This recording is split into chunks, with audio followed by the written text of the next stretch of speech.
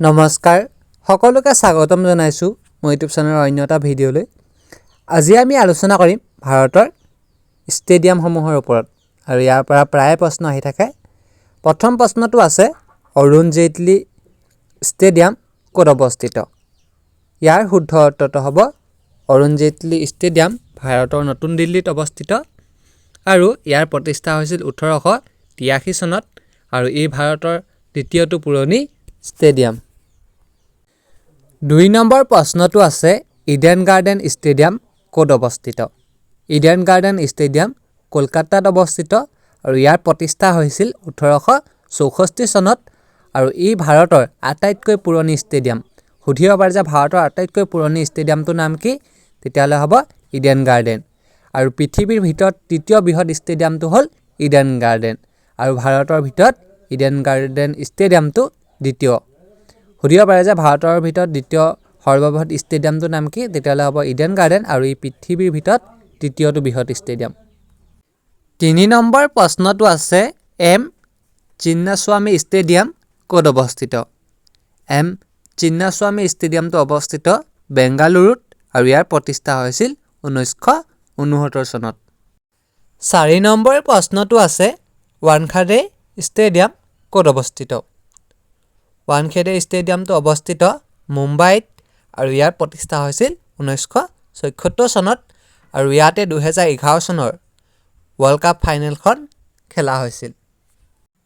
5 number প্ৰশ্নটো আছে green park stadium ক'ত অৱস্থিত? ইয়াৰ শুদ্ধ উত্তৰটো হ'ব গ্ৰীণ পাৰ্ক ষ্টেডিয়াম অৱস্থিত কানপুৰ উত্তৰ প্ৰদেশত আৰু ইয়াৰ প্ৰতিষ্ঠা হৈছিলে 1945 চনত। 6 নম্বৰ প্ৰশ্নটো আছে ৰাজীৱ গান্ধী ষ্টেডিয়াম ক'ত অৱস্থিত? ইয়াৰ শুদ্ধ উত্তৰটো হ'ব ৰাজীৱ গান্ধী ষ্টেডিয়াম অৱস্থিত হায়দৰাবাদত আৰু ইয়াৰ প্ৰতিষ্ঠা হৈছিল 2003 চনত। 7 নম্বৰ প্ৰশ্নটো আছে একানা ষ্টেডিয়াম বা অটল বিহাৰী বাজপেয়ী ষ্টেডিয়াম ক'ত অৱস্থিত? একানা ষ্টেডিয়ামটোক অটল বিহাৰী বাজপেয়ী ষ্টেডিয়াম হিচাপেও জনা যায়। এই ষ্টেডিয়ামটো অৱস্থিত লক্ষ্ণৌত আৰু ইয়াৰ প্ৰতিষ্ঠা হৈছিল 2017 চনত। 8 নম্বৰ প্ৰশ্নটো আছে জৱাহৰলাল নেহেৰু ষ্টেডিয়াম ক'ত অৱস্থিত? ইয়াৰ শুদ্ধ উত্তৰটো হ'ব জৱাহৰলাল নেহেৰু ষ্টেডিয়াম অৱস্থিত নতুন দিল্লীত আৰু ইয়াৰ প্ৰতিষ্ঠা হৈছিল 1982 চনত। 9 নম্বৰ প্ৰশ্নটো আছে নৰেন্দ্ৰ মোদী ষ্টেডিয়াম ক'ত অৱস্থিত? ইয়াৰ শুদ্ধ উত্তৰটো হ'ব এই ষ্টেডিয়াম অৱস্থিত গুজৰাটৰ আহমেদাবাদত আৰু নৰেন্দ্ৰ মোদী ষ্টেডিয়ামৰ আন এটা নাম হ'ল মটেৰা ষ্টেডিয়াম। কেতিয়াবা দিব পাৰে যে মটেৰা ষ্টেডিয়াম ক'ত অৱস্থিত? তেতিয়াহ'লে হ'ব আহমেদাবাদত, কাৰণ এই নৰেন্দ্ৰ মোদী ষ্টেডিয়ামৰ আন এটা নামেই হ'ল মটেৰা ষ্টেডিয়াম। এটা মনত ৰাখিবা।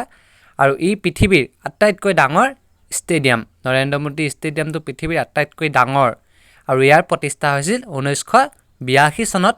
আৰু এটা মষ্ট ইম্পৰ্টেণ্ট প্ৰশ্ন প্ৰায় সোধে যে নৰেন্দ্ৰ মোদী ষ্টেডিয়ামৰ কাষেৰে পাৰ হৈ যোৱা নদীখনৰ নাম কি বা কোনখন নদীৰ পাৰত অৱস্থিত? তেতিয়াহ'লে হ'ব সবৰমতী নদীৰ পাৰত। 10 নম্বৰ প্ৰশ্নটো আছে ইন্দ্ৰজিৎ সিং বিন্দা ষ্টেডিয়াম ক'ত অৱস্থিত?